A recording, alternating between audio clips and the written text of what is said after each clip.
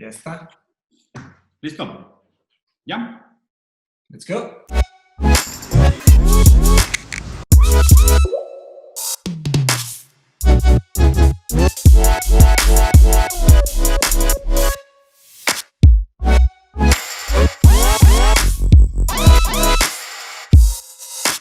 Hola, ¿cómo están? Bienvenidos a otro episodio de Rusarín Bros con sus patrons. Primero que nada, un agradecimiento a nuestros patrons que nos apoyan a que este programa continúe existiendo y que podamos poco a poco mejorar nuestra infraestructura. Seguimos en el fin del mundo jugando a la pandemia y a la cuarentena, así que aquí estamos todos con disfraces y máscaras y cada quien en su casa aislados y con los fondos de pantalla más extraños que hemos visto en mucho tiempo. Y para este episodio, Mateos planteó una pregunta y un tema que está bien interesante.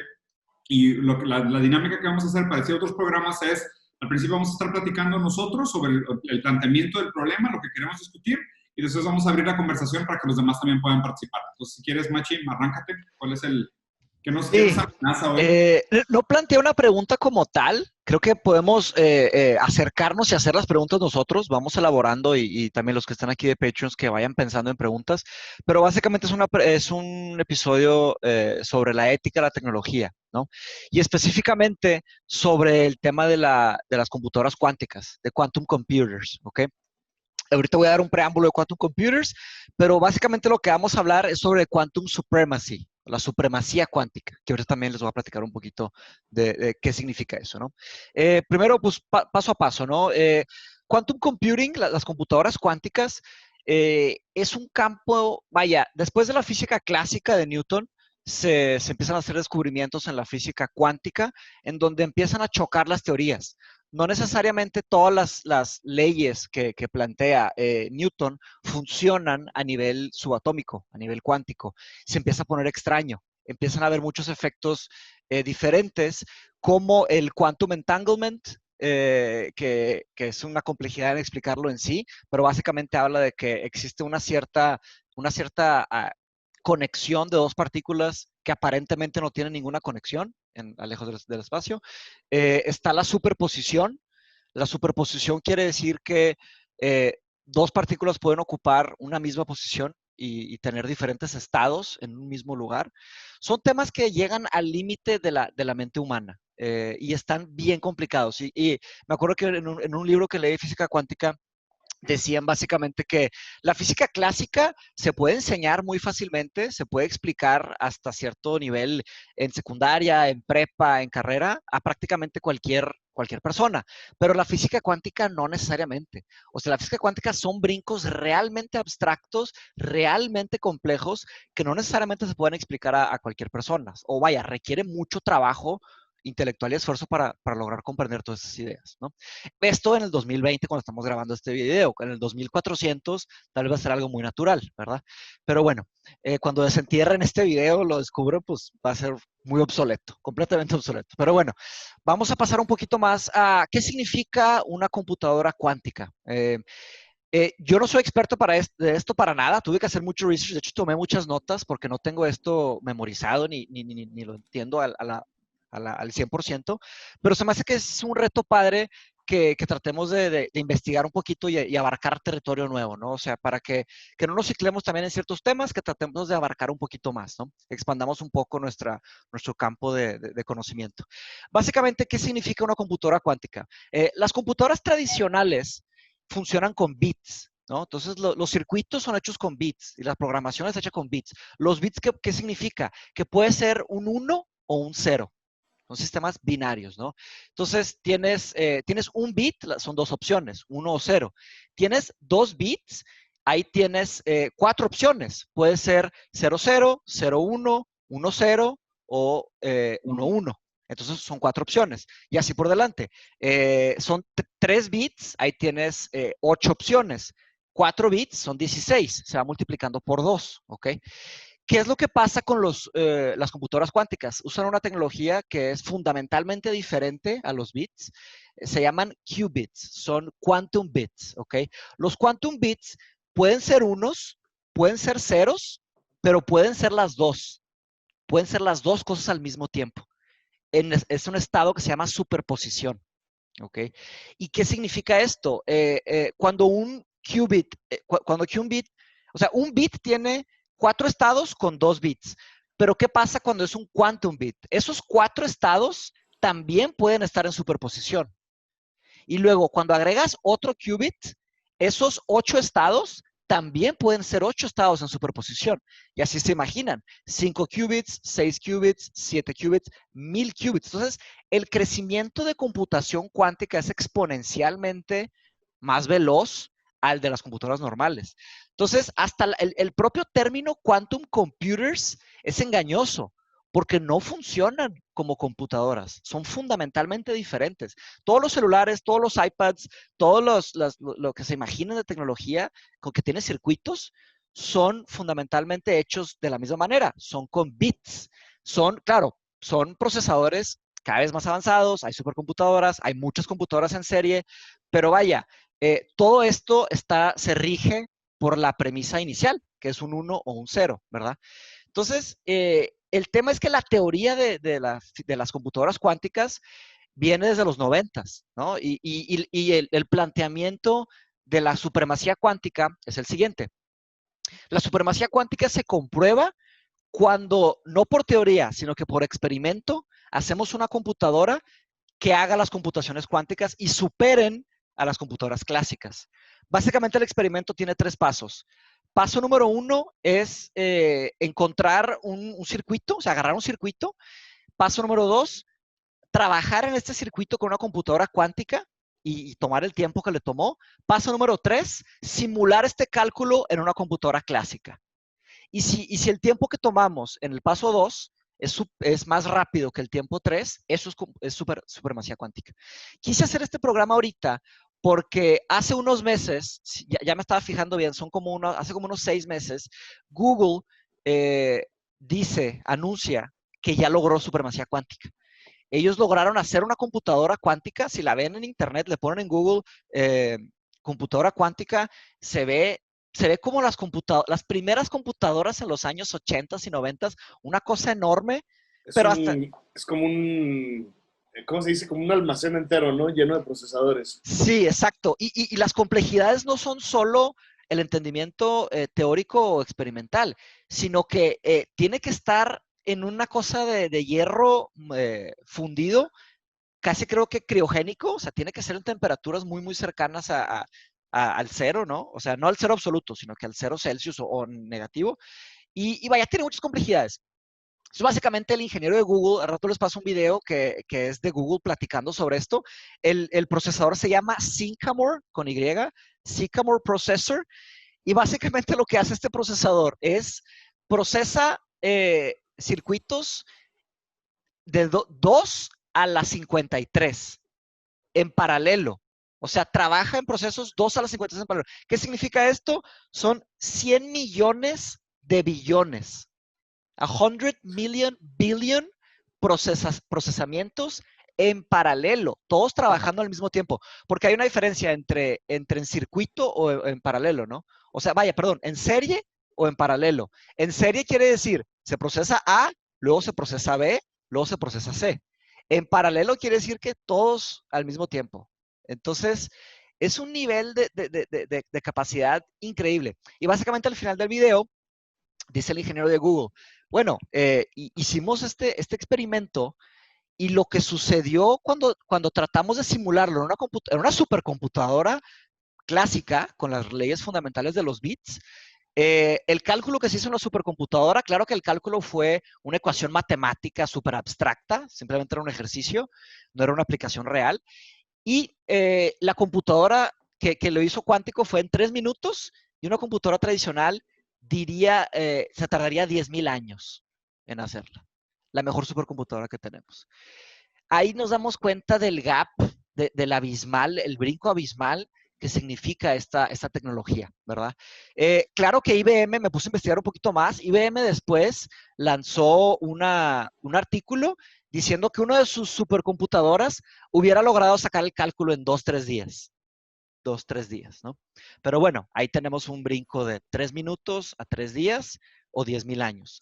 Para llegar a la verdad tenemos que investigar mucho más, ¿no? Tendríamos que clavarnos mucho.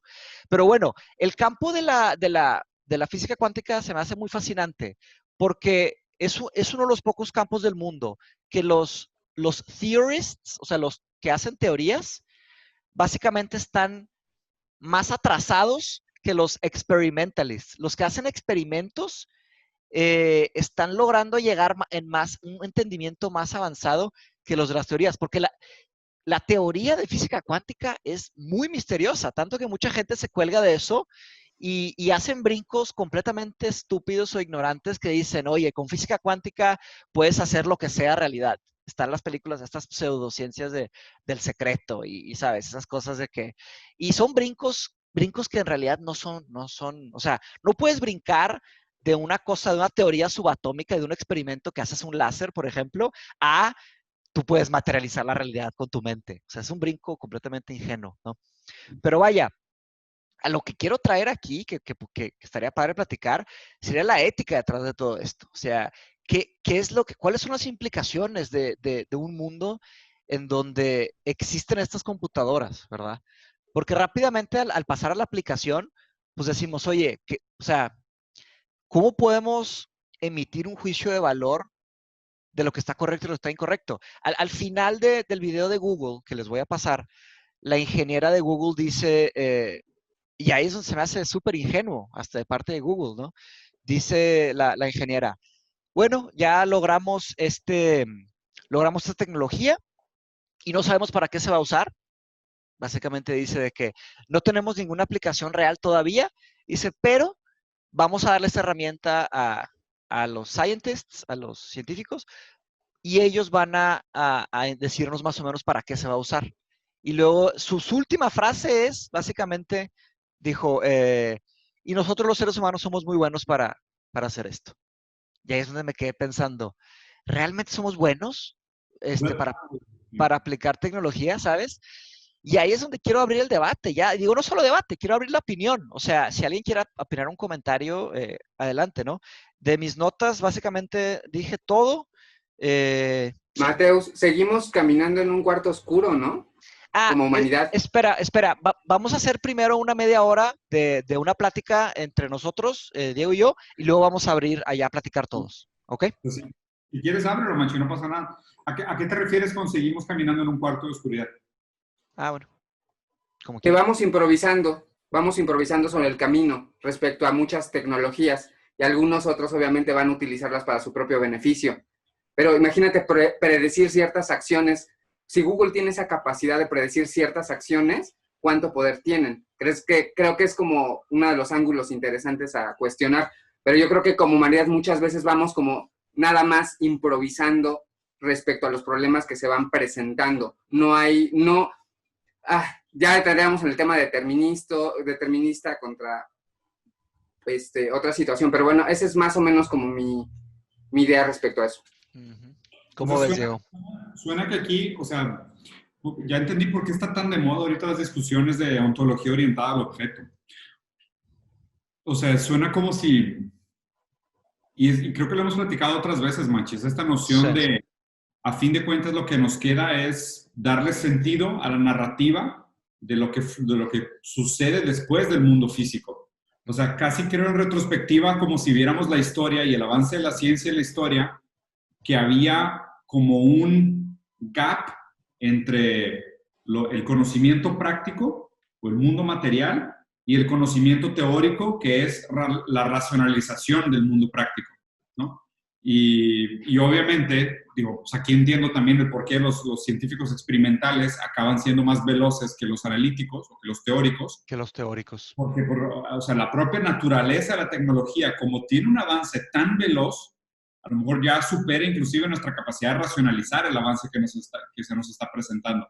Y lo que me hace pensar, ¿esto será solo cierto en el campo de la física cuántica o será cierto en otros campos también? Porque mínimo en el campo de la física cuántica se están cuestionando de que, oye, ¿sabes qué? Pues la tecnología nos rebasa. O sea, el uso práctico de las cosas nos rebasa la capacidad de intelectualizarlas. Pero me pregunto si eso también no será cierto en muchos otros campos que no nos damos cuenta. O sea, seguramente mucho de lo que estamos trabajando de inteligencia artificial, de Big Data, son cosas que tal vez ni siquiera hemos llegado a intelectualizar exactamente, o sea, genética, ¿sabes? O sea, no sabemos si estamos cometiendo un mega acto de transformación humana al darle de comer a todo el mundo maíz barato y estamos transformando estamos, no sé, mutilando o transformando genéticamente a la especie y es algo que todavía ni siquiera entendemos exactamente cómo funciona. O sea, por ejemplo, el hecho de decir de que pues, el impacto que tienen los nutrientes que están en la tierra y se transforman en alimento, luego tú los comes, eso tiene un efecto en tu microbioma y tu microbioma tiene un efecto en tu capacidad de pensar Sí, y la ni capacidad sabemos. de Sí, cambiar tu percepción sobre el mundo y al cambiar tu percepción sobre el mundo cambias la narrativa de cómo lo explicas. O sea, y lo estamos haciendo sin entender la teoría. claro. ¿Sabes? Simplemente la teoría viene como que a posteriori. O sea, viene, pues ya lo estás haciendo, ahora trata de entender, o sea, qué fue lo que hiciste, ¿no? Totalmente, totalmente. Me parece que esta metáfora que usaste, la de que estamos caminando en un cuarto oscuro, me parece que siempre ha sido, o sea, no sé si va de la mano con el espíritu pionero de decir, pues el avance en la ciencia y en el conocimiento, pues siempre ha sido esta noción de desafiar lo desconocido, de adentrarte a los mares que no han sido explorados, ¿no? Si quieres, regresamos a la pregunta central que planteaste, que es el tema de la ética. O sea, ¿qué te preocupa de esto? O sea, ¿a dónde crees que apunte el uso de la tecnología cuántica? Sí, digo, primero un comentario sobre lo que lo mencionaste. Yo creo que sin duda se esparce a otros campos. De hecho, ¿te acuerdas que te dije que tuve una idea sobre este tema? Porque sí, no es nuevo. De hecho, yo usé una parte de este comentario en mi tesis, que es básicamente, no es nuevo el hecho de que una tecnología transforme la forma en la que vemos el mundo. Ahí tienes las carreteras, ¿no? La forma en la que las carreteras se desarrollaron por el mundo cambió un poco la forma en la que entendemos lo que es espacialidad, transporte y por consecuencia cómo somos, ¿no? La forma de construir, también está la frase esta, primero hacemos las ciudades, luego las ciudades nos hacen a nosotros, ¿verdad? O sea, que nos cambian.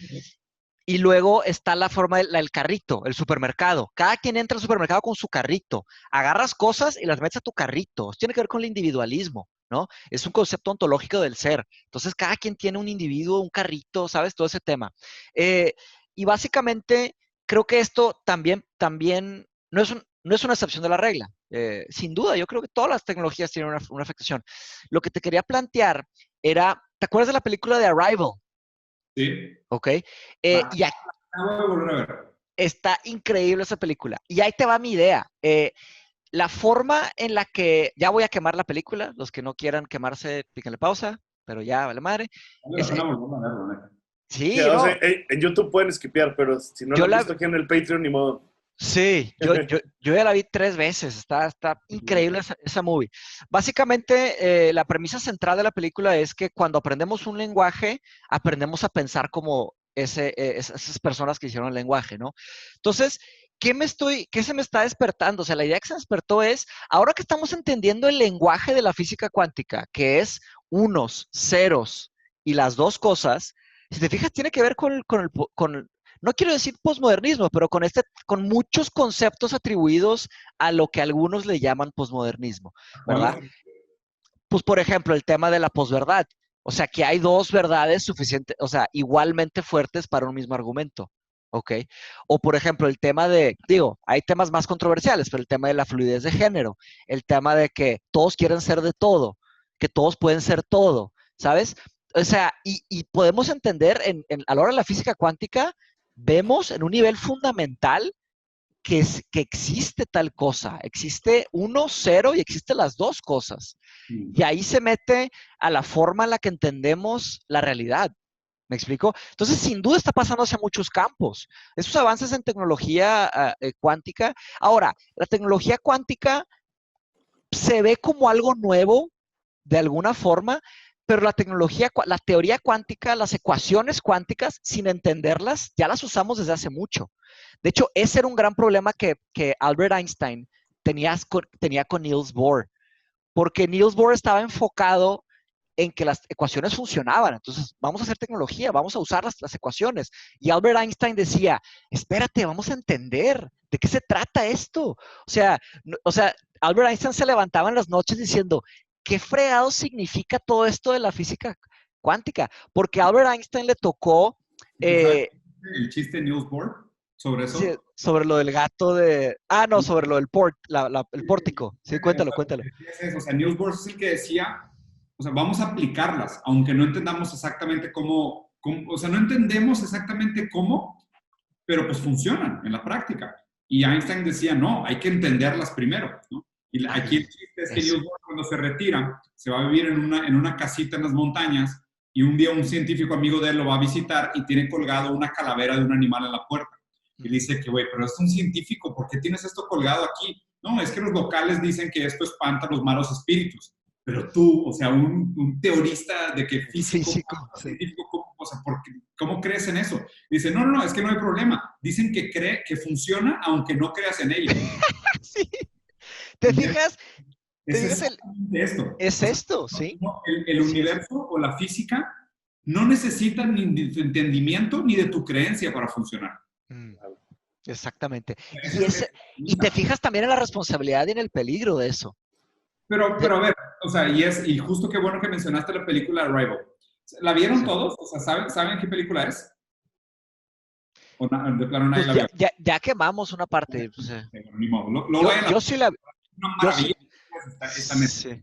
Bueno, en la película Arrival, básicamente es la historia de que pues, llegan unos aliens a la Tierra y empiezan a diferentes gobiernos, aterrizan 12 naves y los gobiernos de diferentes países tratan de entablar una conversación con los aliens, de decir, pues vamos a comunicarnos con ellos, porque son unos aliens que nada más están ahí parados, no hacen nada. O sea, son muy, muy pasivos, o sea, es una película muy rara en tono y forma y pacing y la madre. Entonces contratan a diferentes expertos para aproximarse a los aliens y los aliens inclusive invitan a que los humanos se metan a las naves para tratar de entablar una conversación. La película, el personaje central es una señora que es lingüista, es especialista en el tema de los idiomas. Entonces ella tiene un approach y se me figuró muy un personaje como Chomsky, Mateus, que ella trata sistemáticamente de entender cómo podemos establecer una comunicación entre dos razas que son completamente alienígenas. Está increíble. Al principio, ¿cómo convence lo de la palabra esa? Le dice que dime qué definición te da para la palabra tal. Está increíble. Para la palabra guerra. Entonces, básicamente la película se trata de cómo ella establece un lenguaje con ellos. Al principio tratan de hablar y ven que hablar no funciona. Entonces ella lleva un pizarroncito, escribe su nombre en el pizarrón y a partir de cuando ella escribe su nombre en el pizarrón, los aliens también se comunican. Haz de cuenta que sueltan una tinta negra de las manos que forman como unos círculos con manchas en la pantalla. Entonces empiezan a decir, ok, entonces estos círculos son su manera de comunicarse. Y poco a poco van viendo de que cómo funcionan los círculos, cómo leer el contenido de los círculos y la madre. Pero lo más interesante de la película es, bueno, el escritor de la película es un lingüista también. Y contrató y se puso a trabajar con expertos en el lenguaje, realmente para desarrollar un lenguaje que tuviera lógica para este tema. Pero la premisa más interesante para mí en la película, y de hecho ahora que la veo, la volví a ver, es como Interstellar, pero para gente más profunda. ¿Sabes? Mucho más fina, muchísimo más fina. Sí, güey, es como Interstellar, pero para gente que tienes un PhD o tienes un doctorado, como que para disfrutarla necesitas realmente que te guste el tema muy geek, ¿no? Entonces, básicamente la premisa es que la comunicación esta que hacen los aliens, los círculos, empiezan del fin y del principio al mismo tiempo y se encuentran en el medio.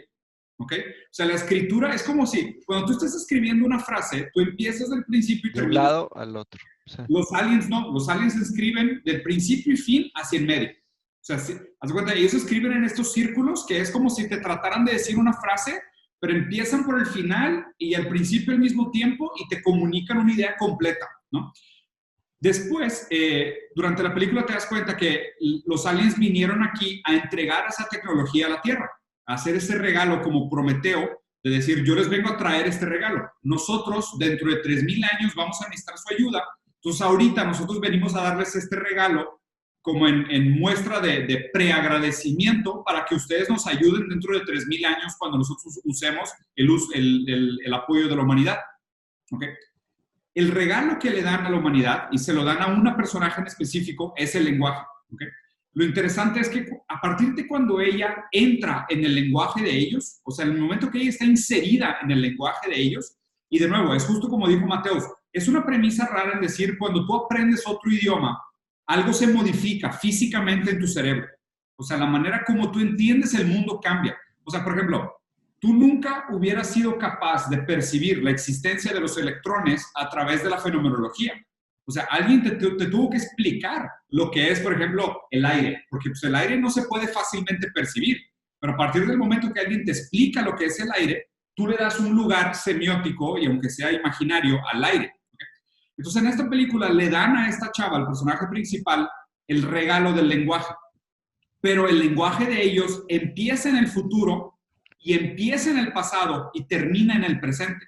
Entonces ellos piensan de una manera no lineal temporal. O sea, para ellos el lenguaje es algo que ve el tiempo como otra dimensión que es controlable.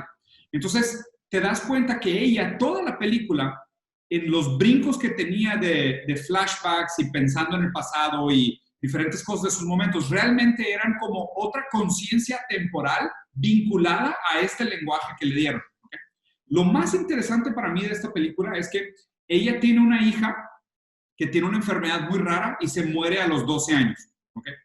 Pero al final de la película te das cuenta que eso pasa, lo de que su hija se muere, es después de la película, no es antes. Nada más que ella lo está viviendo como si fuera antes, porque para ella, en este nuevo lenguaje, el antes, el ahora y el después ya no se ven como secuenciales, sino que pueden alternarse y pueden cambiar de lugar. ¿Okay? Lo raro es que ella, cuando ya tiene este regalo de poder ver el futuro a través del lenguaje, de todas formas tiene a su hija, aún sabiendo que va a tener una enfermedad rara y que se va a morir. De todas formas la tiene. Aquí hay dos interpretaciones. La interpretación moralista, que es desde nuestra realidad, que es, qué linda, qué noble ella, que de todas formas decidió tener a una hija que sabe que se va a morir porque sabe que igual la va a disfrutar y aparte con su nuevo entendimiento del tiempo, ella sabe que realmente pues ya no hay un problema porque su hija realmente no está muerta en un sentimiento finito de la realidad, sino que ahora como existe una justaposición del antes, el ahora y el después y puedo saltar arbitrariamente entre los tiempos, pues puedo viajar hacia adelante y hacia atrás y realmente no importa que mi hija se haya muerto, porque a través del lenguaje yo la puedo visitar. ¿Okay? Lo cual también es muy parecido a nuestro lenguaje. El lenguaje es atemporal. Cuando tú hablas de Aristóteles, pues lo traes, lo representas. Sí, lo completamente. representas en el lenguaje. Sí. Es una representación. En su conocimiento, en su impacto en la humanidad, a través de la evocación del lenguaje. ¿Okay? Nada más que para los aliens es algo inclusive más intrusivo, porque tú puedes interactuar con el futuro y el pasado e intercambiar información del futuro y el pasado a través del lenguaje. ¿Okay? La otra interpretación que yo le hice a esta película es que vivimos en un mundo de determinismo duro. ¿Por qué? Porque ella, aún consciente de que su hija se muere y aún consciente de que su esposo la abandona, no pudo hacer nada al respecto. Lo único que hizo fue cambiar la narrativa que justifica las decisiones que ya había tomado. Justifica las decisiones que tomó. O sea, solamente entiende como en Neo, como en The Matrix, ¿no? Que dice Neo, you just have to understand the path. No hay, en realidad no hay decisiones, solo entender el camino. Está bien, o sea, cañón. Iba a pasar lo que fuera a pasar como quiera. Yo estoy casi con esa interpretación. La moralista está bonita y todo, pero a mí se me hace mucho más que, ¿sabes qué? Iba a pasar y ya sabías y nada más vete haciendo la idea, porque esto es lo que va a pasar. Que mira, qué raro que lo mencionemos así, porque plantéatelo de esta manera. O sea, vamos a suponer, ¿okay? Que el entendimiento del mundo cuántico, cuando alcancemos ese entendimiento, va a ser de que, oye, ¿sabes qué? Toda esta premisa dialéctica, o sea, del antagonismo de las fuerzas, de decir una cosa que se contrapone a otra y después la contraposición de la contraposición contiene un poco de las contraposiciones anteriores. Todo esto nada más era que la narrativa que tú te inventabas, porque tú pensabas que existía tal cosa como ese antagonismo. Pero realmente, y a lo mejor aquí Hegel tenía toda la razón, que es el todo, o sea, la comprensión de los conceptos como un todo, incluye todos sus estados, ¿sabes? O sea, el qubit es realmente la manera en cómo deberíamos de computar el universo, ¿sabes? ¿Por qué? Bien, cañón, todo ese pedo. Porque la bellota es un árbol. ¿Sí? La semilla es un árbol. O sea, la estás viendo en un diferente momento y le estás atribuyendo. O sea, se cuenta que tú tienes que delimitar los bordes de algo para contextualizarlo y delimitarlo y que quepa en una unidad del lenguaje. Pero eso no la limita en su esencia. O sea, llámale como quieras. La semilla tiene el potencial de volverse un árbol. Sí. O sea, no se contiene por tu narrativa. ¿Sabes? O sea, la narrativa es la manera como a ti convenientemente tú le das forma y explicas el great scheme of things. pero no las condiciones, les vale verga la narrativa. Sí, nada más es lo que es. Sí. Creo que la práctica de la física cuántica también le vale un pepino nuestra capacidad teórica. Pepino total la capacidad teórica. Claro, ahora ahí... La teoría cuántica sigue siendo una teoría como quiera. Eso claro. También creo hay que tenerlo checado. Y ya si van a empezar a hacer los experimentos cuánticos, a lo mejor puede que sean reales. Digo, a lo mejor uniendo con lo que dices de Arrival, lo que va a pasar y nos vamos a tardar en entenderlo luego. Pero, o sea, éticamente, si no sabemos de lo que es capaz todo esto, ¿cómo podemos juzgar? Es que precisamente esa es la pregunta que no quiere callar. O sea, digo, esto lo platicamos nosotros, ¿no? Aquí, que somos gente completamente promedio, ¿no? Imagínense unos 3, 4, 5, 10 personas con doctorados que dedicaron toda su vida en física cuántica. ¿Cómo están viendo todo este tema, no? Y ellos no lo entienden. O sea, no hay una knowledge gap que no pueden pasar. Y de todas formas lo están haciendo. ¿Por qué? O sea, ¿y para qué? ¿Con qué fin? Es muy difícil atribuirle un escenario caótico, peligroso, pero es una posibilidad, sin duda. O sea, de que nos topemos con algo que no entendemos. También otro escenario puede ser que se logre hacer, o sea, de hecho, se está haciendo mucho dinero ya con la tecnología cuántica. O sea, ¿a qué me refiero con tecnología cuántica? Con las ecuaciones de Niels Bohr. Se supone que hasta los láseres, o sea, la tecnología del láser ya usa ecuaciones cuánticas. Entonces, pero no entendemos qué significan. O sea, y eso no impide que el mundo de la informática sea muchísimo más eficiente. Mucho más eficiente. Este ejemplo de que, o sea, un avión del ejército americano sí. usa millones de líneas de código de programación. ¿Por qué? Porque el sistema binario depende de la computación binaria. O sea, a cualquier variable le puedes atribuir en su manera más simplista, eso no es. Sí. Pero con la tecnología cuántica, esos 9 millones de líneas de código se puede resumir muchísimo. Y obviamente la capacidad computacional es mucho mayor y el requerimiento de infraestructura es exponencialmente menor. Esa pregunta todavía no la sabemos responder. O sea, en teoría sí. En teoría dentro de 5, 10, 15 años, esa computadora va a estar más chiquita. Claro. Pero en sí no sabemos, porque ya estamos llegando al límite de los materiales. Hay materiales que o sea, imagínate, son nanomateriales, son tan delgados que cuando tratas de abrir o cerrar un circuito, el circuito se permea, se pasa. Entonces no tenemos, por eso te acuerdas que muchas veces he comentado que para hacer inteligencia artificial tal vez lo que necesitamos son nuevos materiales, tal vez necesitemos nuevas tablas periódicas con materiales diferentes que logren romper esas barreras físicas que tenemos. Pero bueno. Estaba leyendo específicamente sobre el tema de quantum entanglement, sí. que es tan frágil la relación del quantum entanglement que inclusive la observación del quantum entanglement lo rompe. Claro, claro. En la computadora cuántica también. Cuando miden, o sea, el qubit puede ser 1, 0 o los dos, pero cuando lo mides, te sale 1 o 0. Si lo mides, se estabiliza en un 1 en un 0. Entonces está, pero bueno, precisamente por estas cosas que dan risa, porque llegan al límite del entendimiento. Claro. Que desafían completamente muchas cosas que nosotros tomábamos por sentado de cómo funciona la realidad. Pero a ver, Machis, o sea, ¿y piensas que esto tiene alguna relación con inteligencia artificial o no necesariamente?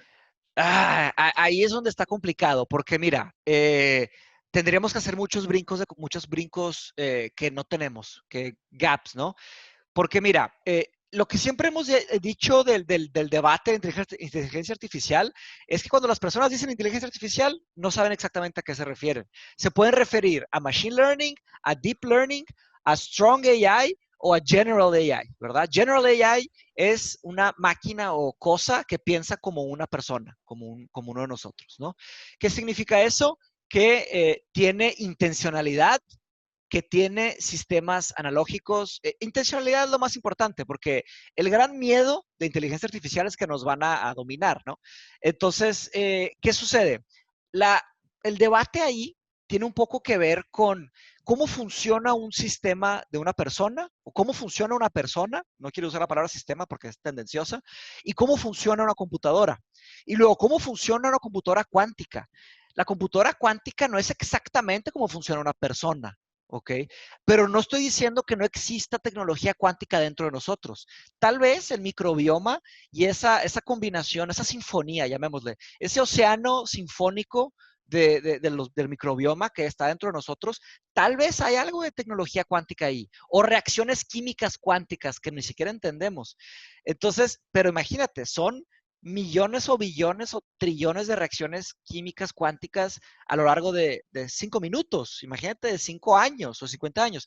Entonces, tal vez es un paso más hacia el entendimiento del ser humano, ¿no?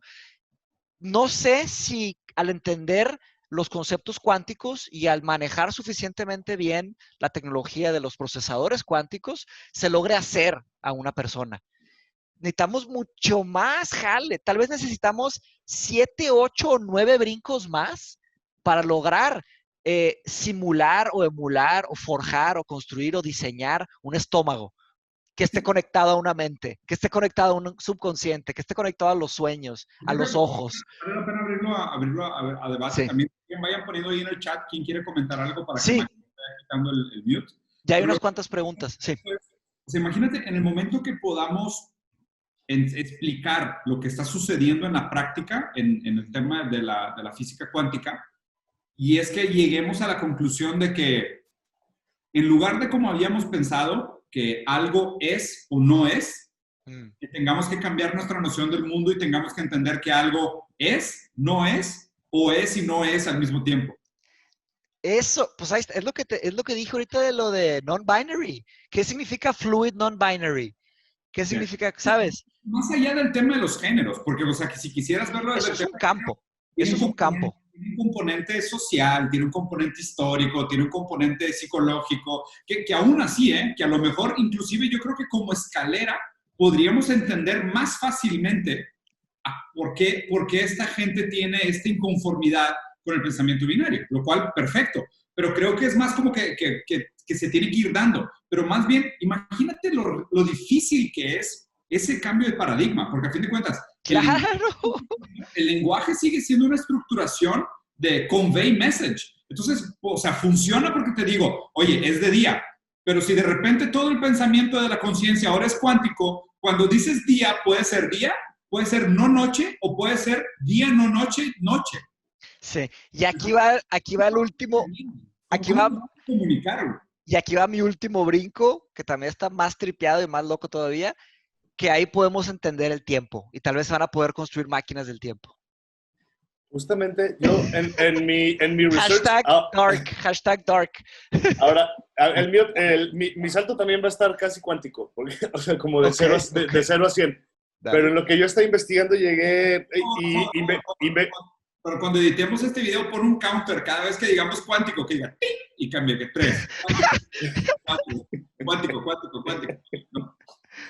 Dale, Mauro. Bueno, mira, lo que yo llegué fue a un físico que se llama Joseph Wolfram, que está estudiando ahorita la teoría cuántica y que él le dice la teoría del todo. Claro, de Wolfram Alpha, que hizo la página Wolfram Alpha. Exactamente. Está increíble ese trabajo. Pero ese güey está tripiadísimo y él está seguro que en cuanto las computadoras que tengan la supremacía cuántica estén funcionando y funcionen bien, él ya tiene, según él, las ecuaciones para simular un universo. Pero que lo cual, o sea, digo, después de años y años de experimentar, podría simular un universo, pero si logra hacer eso, la teoría de él también es que aumenta muchísimo la posibilidad de que todo este universo sea una simulación, lo cual ya se me hace... Es de esos saltos así... Sí, son saltos. Te voy a decir por dónde iría mi contraargumento. Si tuviera que construir un contraargumento para salvar mi vida, lo empezaría a construir de esta manera.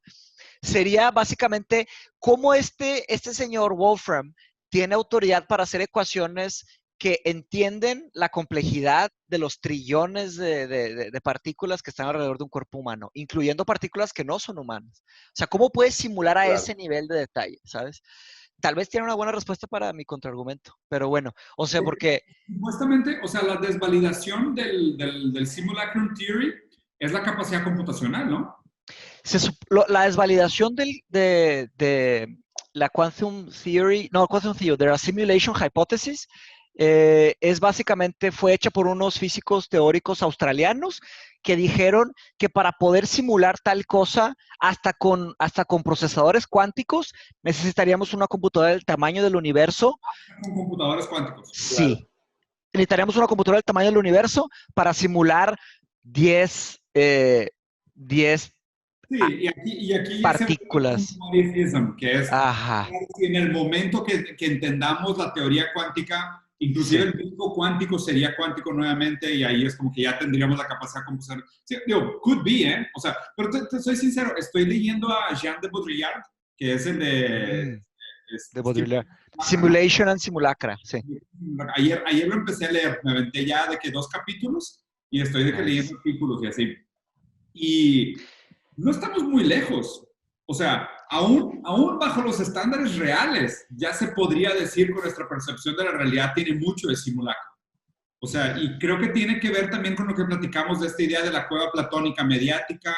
O sea, que nos hace la realidad. Sí. O sea, ya es en muchos sentidos una gran simulación de lo real, ¿no? Y justo creo que ayer estaba leyendo también, estoy leyendo un libro buenísimo de Zizek, que habla sobre cómo el dinero empezó siendo algo real, porque pues el dinero estaba respaldado por oro, entonces el dinero era valor real, ¿sabes? Valía oro. Después el dinero se volvió algo simbólico, que era, oye, pues es que me debes tanto, te debo tanto, pero vale tantas cosas, tiene cierto poder adquisitivo. Y la siguiente etapa es que el dinero sea algo completamente imaginario, como Bitcoin, que es, lo miné, salió, tiene un valor numérico que está en alguna tabla de Excel en algún lugar. Sí. Nunca intercambiamos dinero, pero te compré cosas y me diste cosas a cambio. Entonces, o sea, en ese sentido, o sea, creo que mucho Está cabrón, güey. Fukushima fue el que dijo que llegamos al fin de la historia. ¿Fukushima? Sí, Fukuyama. Ok. Llegamos al fin de la historia. Y la idea de Fukuyama es que llegamos al fin de la historia en el sentido del materialismo dialéctico. O sea, en el sentido de que llegamos al fin de la historia donde el mundo de las superestructuras nace de lo material, ¿no? Y ahora, según él, pues llegamos a esta época que obviamente pues hay mucho de lo posmoderno, muchos de los desconstruccionistas y demás, que es esta noción de no, o sea, todo lo físico, todo lo real va a desaparecer completamente y ahora el poshumano va a ser completamente virtual. O sea, básicamente... Pato, deberíamos de ponernos el reto de leer Homo Deus, güey, de principio a fin. Porque es el de Yuval Harari, sí. Digo, más adelante, digo, no sin prisa, ¿verdad? Pero la mente brillante de Harari que logró producir el libro de Sapiens, que está demasiado bien escrito y demasiado bien explicado, estaría interesante ver qué piensa él de lo que sigue, ¿sabes? Tantos libros en fila también, güey, que no sé qué hora. Son demasiados compromisos. Oye, se me hace que el dinero se está transformando en tu Nietzsche. Como el Nietzsche para mí, y tú hablas mucho de dinero. Sí, claro. Entonces tal vez se puede hacer, o sea, vaya, lo estoy diciendo con el fin de mantener siempre buscando cosas nuevas, ¿no? Pero bueno, X. No hay ninguna pregunta, de hecho, güey. Échenle. Cero comentarios, ¿a poco tan intimidante está el tema de la física? A mí sí me dio un poco de miedo, está difícil. Sí, está súper retador. También como disclaimer de todo lo que dije, estoy casi seguro que malinterpreté mil cosas porque luego a lo mejor en YouTube va a llegar un güey, están diciendo puras pendejadas. Digo, seguramente va a pasar. Eso va a pasar. Lo que Wolfram en realidad dice es esto y esto y esto. Ok, igual lo malinterpreté. Eran las 11 de la noche y estaba haciendo mi investigación apenas. Por eso somos un podcast, ¿no? No somos una universidad de la chingada. Chécate esto. Ayer vi un video de, ¿cómo se llama el güey que es un profesor de una escuela de filosofía aquí en Puebla o Veracruz? El Danny McNabb. No sé quién sea. No saco. Filosófica. No sé, ni idea. Está con madre esos videos, güey. La neta voy a aprovechar para la publicidad. Están bien chingones esos videos. Es un vato que, si no me equivoco, es europeo, pero es profesor de filosofía aquí en México, Darin McNabb, y tiene un canal que se llama La Fonda Filosófica. Están con madre esos videos. O sea, literal, el vato más para y explica filosofía, pero explica súper chingón. Y justo ayer sacó un video sobre el sesgo de los filósofos. Y esta premisa que era... ¿Realmente un filósofo tiene un entendimiento mejor o está más cerca de la verdad? ¿O simplemente es una persona que argumenta mejor y racionaliza mejor sus propios sesgos? Es una buena pregunta. Depende, cada caso es un caso, diría yo. el vato defiende la tesis. Dependería del filósofo. Pero a ver, ¿a qué te refieres con cada caso? Es un caso. No, pues depende. Hay quien estructura muy bien lo que dice y están diciendo pendejadas, pero trabajan muy bien con el lenguaje. Y como la realidad se construye con el lenguaje, a la gente sí la pantallan así. En algunas... Estás hablando del arte estoy hablando de una pinche... Exacto, y de una ambigüedad absoluta. Pero sí, pero entonces estás de acuerdo con la premisa. O sea, realmente un filósofo nada más es que un charlatán más articulado. Es que al decir filósofo, ¿a qué te refieres? Sí, porque Zizek o Nietzsche. Hay gente que es retorista, retoricist. Este vato usa Kant como ejemplo del filósofo. Dice, ¿Kant realmente es una persona que se acercó más a la verdad o simplemente articuló de una manera más racional su sesgo? Te preguntaría, ¿entiendes el trabajo de Kant? No entiendo el trabajo de Kant. Sí, soy un ignorante. Lean, ahí está. Sí, le preguntaría acá, es que ese es el tema. O sea, para emitir un juicio de valor de ese nivel, uno tiene que meterse a entender todos estos. No, yo sabía que te ibas a poner proteccionista con este tema. No tiene nada que ver, Mateus. O sea, no es una crítica a su trabajo y no es que lo conozca o no lo conozca. O sea, la pregunta es, ¿la razón viene después de los sesgos o antes? No es que me ponga proteccionista, es que simplemente falta detalle. Ese comentario está muy fácil decirlo. Sí. Pero la pregunta está interesante porque, pues, o sea, sigue hablando, o sea, sigue siendo muy conectada en el sentido de ¿hay algo que nosotros podamos cambiar del determinismo o nada más tenemos... Claro, pero también Nietzsche, en el momento que Nietzsche, presentó sus ideas, él criticó a todos los filósofos profundamente, los hizo trizas. Y esa es la belleza del espíritu filosófico. Cada año se los hacen trizas y luego siguen pensando y salen cosas nuevas. Entonces es necesario. Ese tipo de comentario es muy bueno, es saludable. O sea, hasta, ¿te acuerdas que Stephen Hawking dijo de que philosophy is dead? Cuero, güey. O sea, ¿sabes? Buen intento, güey. El espíritu del pensamiento humano, ahí te encargo quién lo va a lograr matar. El que acabe con el mundo va a acabar con los filósofos. Y a fin de cuentas, ¿Ustedes piensan que todo es determinista o hay una forma de que no sea determinista? Olvídalo.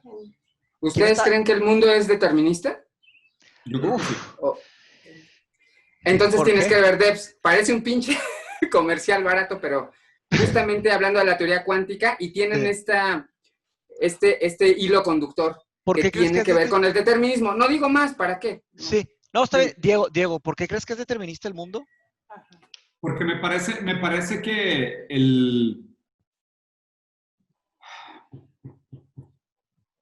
parece que todo lo que tenemos como conciencia viene a posteriori, a cuando las decisiones ya realmente se han tomado. O sea, no creo que nosotros tengamos, con la conciencia y con el libre albedrío, realmente una injerencia real sobre el curso de las cosas. O sea, creo que lo que tenemos en la conciencia es una manera de significar lo que sucede, pero no necesariamente alterarlo. ¿Pero qué te basas? O sea, ¿por qué? O sea, es como... Es un sentimiento. O sea, todo lo que he leído sobre psicoanálisis, sobre la teoría del inconsciente, es esta idea de que, pues mira, prácticamente las decisiones ya estaban tomadas en tu inconsciente, que tiene que ver con la formación de tu estructura psíquica, de tu relación con los otros y con el ambiente. Las grandes decisiones que se toman en el preconsciente, inclusive. La conciencia es más como la articulación que tú le das a cosas que ya habías decidido. Es complicado. Hablar de... Obviamente, es una pendejada, a lo mejor. Y Mateus, ¿cuál es tu opinión respecto a...? No es sé. la misma pregunta. No sé. Yo me topé con el fisicalismo en la maestría y una de las personas más brillantes que he conocido, doctor David Papineau, me presentó grandes argumentos a favor del fisicalismo y algunos me convencieron en ciertos aspectos, pero no se me hizo información, no se me hicieron argumentos como showstoppers, o sea, argumentos que tipo de que ya, o sea, como, ¿sabes? Como lo hicieron otros filósofos. Y es que es bien difícil, porque comprobarlo es bien difícil, ¿sabes? Cualquiera de los dos. Por eso digo, no sé. O sea, sí, quédate viendo un objeto, ¿no? Y piensa, ¿tengo opción realmente de agarrar ese objeto? ¿No ¿sabes? O sea, y chance está mal planteada la pregunta, pero el tema del free will es que, bueno, son dos cosas. Si vivimos en un mundo determinístico, hay soft determinism y hard determinism, ¿no? Entonces, el soft determinism, pues puede ser explicado como que hay una serie de cosas que ya están en proceso O sea, por ejemplo, no sé, el movimiento de los planetas es una idea que se me viene a la mente, pero el hard determinism es que todo, absolutamente todo, ya está. O sea, Sí. esto que hice, esto que dije, todo eso ya estaba scripted, ¿sabes? Pero también es tendencioso decir scripted porque parece un programa de compu. No, parece que existe un plan. Yo no necesariamente estoy de acuerdo con Eso eso. es lo otro. Vamos a suponerlo así. Si la Tierra estuviera 1000 kilómetros más cerca del Sol, nada de esto existiría. ¿Qué injerencia tenemos sobre eso? Absolutamente nada. Nada. De hecho, es una frase muy, muy antigua y la puedes observar esta frase en muchos contextos diferentes, tanto en contextos culturales, como literarios, como filosóficos, como científicos, y hasta en la filosofía estoica, ¿no? De Marcus Aurelius, Epictetus, Séneca, que es que cada persona tiene control sobre ciertas cosas y no tiene control sobre otras cosas. Y preocuparse por las cosas que uno no tiene control sobre es una completa ignorancia. O sea, uno debe preocuparse con lo que sí está bajo su control. Y no es solo estoico, está en 1000 lados. Y lo interesante de esto es el protagonismo que le damos a esas pequeñas decisiones en el macro contexto de todo. Pues entonces, o sea, lo que más he leído a lo que más me acerco es al soft determinism, pero realmente es un soft determinism muy cínico en el sentido de a lo que le llamamos la parte soft del determinismo son cosas que realmente tienen muy poca injerencia sobre la realidad. Muy poca. Sí. Sí, es un tema fascinante, güey. Y eso es metafísica, o sea, tiene que ver con la estructura fundamental de la realidad. Y la neta, falta mucho. Con computadoras cuánticas también no creo que logremos entender esas cosas. O sea, ni con computadoras cuánticas. O sea, se me hace inclusive descorazonante que lleguemos a ese momento donde imagínate que en algún momento se pruebe que el mundo realmente es determinista y va a ser como que, la verga. Todo eso, Todo eso ya iba a pasar. Es de que, fuck, ¿te imaginas? Sí, güey. Pero al mismo tiempo, ¿qué cambiaría? Digamos que nos dicen, llega un mago fantástico de la nada y dice, ¿sabes qué? Ya sabemos que es determinista. ¿Qué hace? Dices, ok, y te vas a hacer lo que ibas a hacer. O sea, puedes tener grandes planes para tu vida y de repente te dicen, te vas a morir en 3 años. Es que ahí crea una paradoja. Ahí se crea una paradoja. Exacto. Está bien pesado, está lleno de paradojas. Igual te ibas a morir, igual te ibas a enterar. Ajá, pero ya te dijeron, vato, y la de Dark, ya quiero platicar de Dark, pero no le he sacado el tema porque me falta de que 1 o 2 episodios, vato. Todavía no sale la última temporada, ¿no? No, me faltan 1 o 2 episodios de la 2. Sí, okay. Falta la 3, sí. Pero está repleta de paradojas muy bien ejecutadas. O sea, eso es algo difícil, porque no. Está con madre. Spoilers de Dark porque nadie le entiende. Está con madre. Vato, y tienen, o sea, y no manches, yo la quiero ver otra vez, quiero ver quiero ver exactamente, repasar cómo pasan todos los... bueno, no me quiero meter a eso que... Oigan, estuvo muy, muy poco interactivo hoy. Los voy a regañar. A bloquear. Yo creo que lo que deberíamos hacer entonces es que los patrons pongan el tema para la próxima. Sí, jalo. De hecho, ya tenemos una recomendación. Creo que no está aquí. Denme 2 segundos.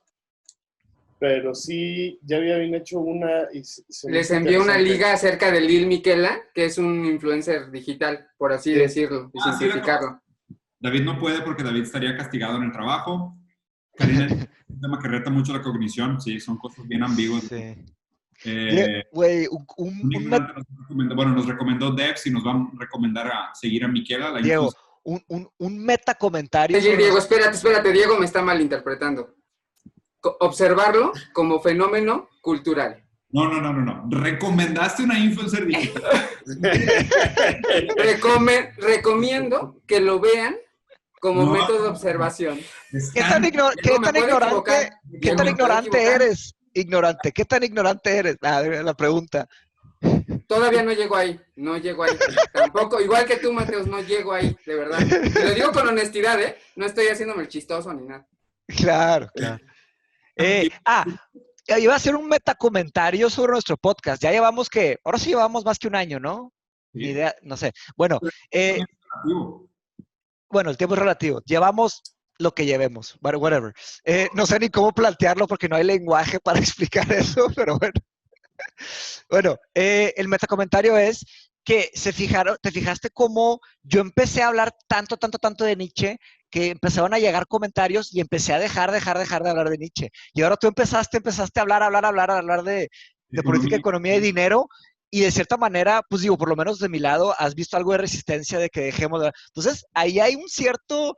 Hay una dialéctica. Hay una cierta dialéctica, güey. ¿Quién sabe en qué dimensión, en qué aspecto? Pero del volumen de palabras, ahí sí, o sea, la palabra Nietzsche ya es de que, ¿cuánto acaba de hablar de Nietzsche? Entonces ya yo me empecé a autorregular. O sea, claro, ya tienes esa preocupación. O sea, o sea, ya te causa ansiedad de chingados. ¿Cómo lo voy a hacer para no hablar si es en este momento? Claro, güey. Un sesgo de, lo debería decir, pero no lo voy a decir porque ¿qué van a pensar de mí? Yo por eso, la neta, también digo muchas cosas sin miedo a equivocarme, porque es como que, sí, si dejas caer en ese sesgo, ya es como que, no lo voy a decir porque nada más no quieren que no diga, o realmente no lo quiero decir yo. ¿Existe realmente el determinismo o soy libre? No, pero yo por lo menos, no, está cabrón, es una pregunta muy grande. Hay que dedicarle un año a cada pregunta. Ya que estemos a un nivel más avanzado, hay que dedicarle un año a cada. Pero bueno, último comentario sobre este tema. Yo lo vi como un reto, porque yo dije, acabé de maestría, mi especialidad es Nietzsche y filosofía de la tecnología. Pero como empezaron a decir, ya no hables de eso, me reté a mí mismo a investigar otros campos. Entonces, y eso es una belleza de la filosofía, porque al solo hablar de una cosa, que es lo que dominamos, nos metemos a una cueva. Claro. Y nos obliga a salir. Yo, por ejemplo, me voy a aventar los 4 videos que me pasaste, que me recomendaste de este filósofo español, estoy comprometido, y luego voy a leer el libro de Bruno Latour, que es un reto que es para salirme de mis comfort zone. Te los recomiendo también, si no lo han visto, el canal de Ernesto Castro, que es un profesor de filosofía de la Universidad Complutense de Madrid, y tiene un video que se llama, creo que es Epistemología del Pensamiento Contemporáneo. Tiene un video sobre el neoliberalismo, otro sobre la globalización, otro sobre el posmodernismo y uno sobre ontología orientada al objeto. Y justo después de ese, pueden leer el libro de Bruno Latour para que les haga más sentido. Y de hecho, creo que Mateos es lo más noble, o sea, en el sentido de... Yo al principio, cuando empezamos esto, ¿te acuerdas? Yo estaba muy clavado con psicoanálisis y Freud. Sí, también, con Lacan, me acuerdo. Muy clavado con Lacan, con Freud y psicoanálisis. Ándale.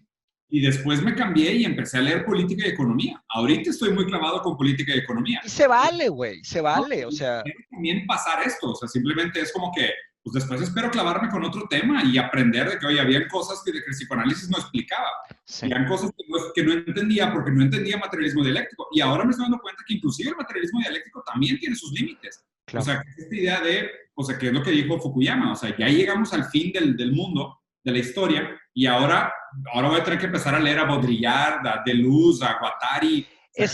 Eso que acabas de decir, para mí, es la única forma de... ¿Te acuerdas del concepto del snake oil? ¿No? Que una respuesta para todo. La única antimateria, el único opuesto a snake oil es entrarle a diferentes campos que uno no conoce. Porque si empiezas a usar lo mismo para explicar otras cosas, te estás transformando en un vato que está usando el mismo martillo para todo.